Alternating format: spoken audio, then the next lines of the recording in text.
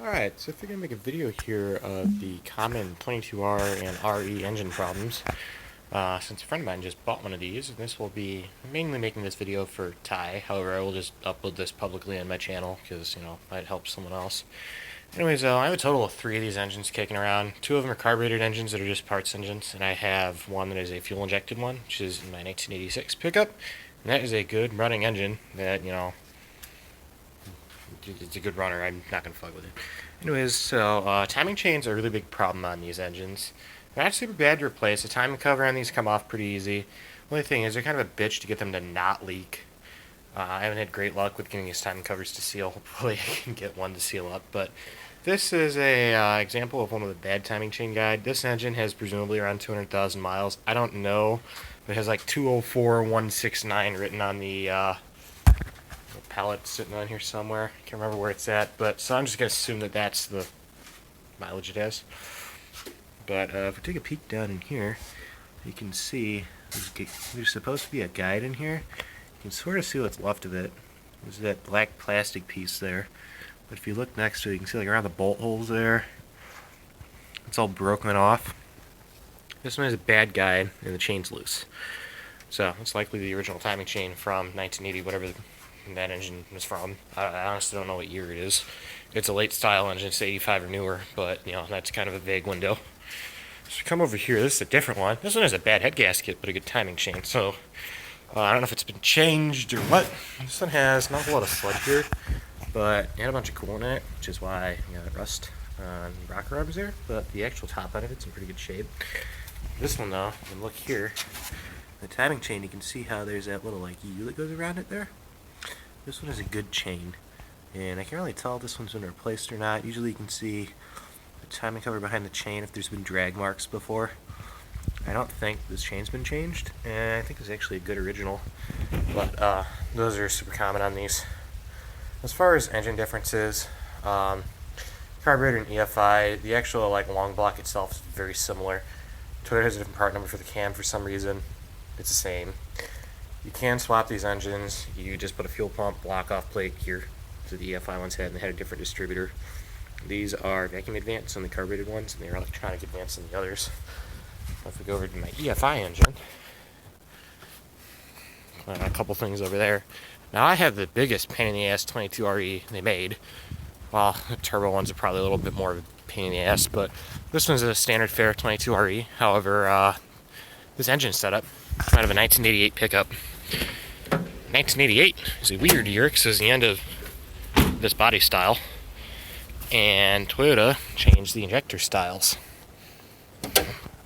Excuse my shitty camera movements here, but here's my fuel injected one. But it was a weird year. So 1988 has a 1-year only set of injectors. So I had to get these injectors cleaned because they were plugged with rust, and nobody makes new ones. You got to get either reman ones or retrofit different year stuff in there. But then you're talking about changing the ECU and stuff. Another thing too that's kind of funky about these 22REs. So it's a 4-cylinder engine with 5 injectors. They have a cold start injector, which goes right here, dead center of the intake. That is only activated when it's cold because this is very early EFI setup, and it's not super common for those injectors to fail. And well, either the injector will fail or there's a cold start sensor, which is this one right here on the front of the intake manifold. And basically that's what will let it fire this injector to throw extra fuel in when it's cold. Again, early EFI, this thing doesn't have a crank position sensor. It knows that it's running, it knows what speed it's running at, it doesn't know which cylinder's firing, because it just gets the crank signal off the distributor. And that goes to the igniter here, which has a 3-pin plug. It's actually this one right here that sends a signal to the ECU saying, I'm running. That's it. These are very simple engines. There's not much going on with them. Another thing to note about these engines too, these things are really fucking bad about exhaust manifold leaks. You can actually see right here, it has a broken bolt. You can see soot. I'm sure it's leaking back there too. You can hear this thing tick away as it runs. I'm sure the back bolts are fucked up on these, because these like to pull the threads out of the back. Like this bolt here is like pretty much a given. There's actually still a bolt in this one, but that one, this one, sometimes this one, pull the threads out of the head, and you got to put a thread insert kit on it. So if you have one with a manifold leak, which you probably do, look or get the appropriate size thread insert kit and rethread them, because it will. If you try and pull the manifold off, there's no way in hell it's going back in with all the original bolts, because these are really, really, really bad about it. Other thing too, air conditioning on these trucks. Mine are kind of odd because this is non-factory air conditioning. I actually don't have a factory pickup AC system on me at the moment. But this one here, if you have a compressor that looks like this, you have aftermarket AC, which can be a joy because you got to make parts for them. And I built this system here. I put an upgrade style condenser in it, upgrade style compressor, and this thing works fucking phenomenal. Way better than the factory Toyota system. And it gets fucking cold. Another thing too, if you go to the junkyard and find a 22RE, pull this. This is the coil with the igniter. That's what Toyota's name is for this. It's pretty much what everyone else calls an ignition control module, but Toyota calls it igniter. It's a coil with igniter. If this dies, which they do occasionally die, just out of the blue, stop running and lose spark, which could be a dead igniter, this alone costs $300 new. So it's a pretty fucking expensive part. They usually don't fail too often, but it does happen. I've got a friend that had one die. I personally haven't yet, but I do have a spare one of these in the back, just because they are known to just fail. It's around here somewhere, but I always like to keep a spare with me because, it just happens. If it dies, I don't want to be stranded because it's 2 fucking bolts hold the damn igniter on it, and that's it. But this is what a healthy 22RE sounds like, as long as it behaves itself and starts. This thing has a couple funny electrical gremlins. But this is a pretty healthy 22RE. So this one's a good runner. I haven't really changed the vacuum lines around on it or anything. But it starts right up and idles good. I have some weird funky problems going on with the fuel pump, but mainly it's like I'll shut it off, go to start it again, and it'll poorly idle and then die, so it's not kicking the fuel pump on for some reason. I jumped it and it starts up and runs great like this, but I'll get around to that someday. I got other things to worry about this first, but this is what a good sounding 22RE sounds like. This doesn't really have a top end noise. These things tick and clatter all the damn time, but they are a flat tappet cam engine with adjustable valves, so these do need a valve adjustment periodically. So yours probably hasn't been adjusted in ever. It's not too crazy to see these never, get adjusted.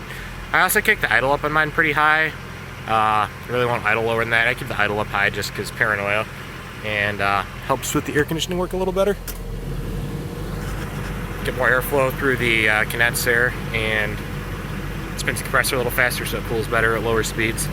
But it's supposed to idle like 800 RPM, but no, that gives me fucking severe paranoia that it's just gonna die. So yeah, that's what a healthy one sounds like. Another thing too, when you do oil changes on these, make sure you use a good filter. Toyota filter is always a safe bet, but some filters don't have an anti-drain back valve in it, and that'll cause all the oil to drain back in the sump. And what happens with that is it takes a while for it to build up oil pressure and tension in the timing chain, which is part of what'll break the guides on these, on the driver's side here, which is that guide.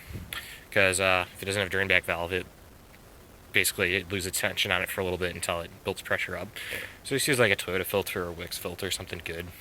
And also, I am not one for obsessing over oil additives or anything. However, I highly recommend putting a zinc additive in here because this is a flat tappet cam.